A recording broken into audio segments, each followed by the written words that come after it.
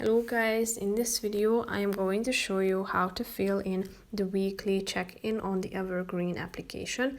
But first I just want to mention, don't forget to subscribe to my channel because at 10,000 subscribers I am going to show you my whole YouTube revenue statistics and growth strategy, how to make money online. So let's jump into it. First of all, open the app on your phone. Now you should click on the Today option, which is the first one down below.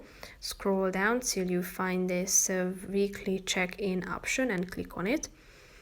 Tap on Next after reading this brief introduction, and here you should select the relevant answer to this question. I'm satisfied with the amount of quality time I spent with my partner. Actually, it's not a question, it's a sentence, so you should reply to it by using the relevant emoji.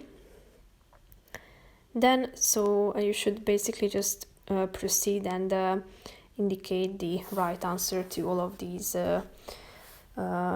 points. Here you will be able to find your result, detailed result here, and tap on the button Done. So you can do this every week, and if you tap on your profile you will be able to find it in your completed activities section when you click on this last button down below. So that's pretty much it for this video, guys. I hope you found it helpful. If you did, consider subscribing and see you in the next video. Bye bye.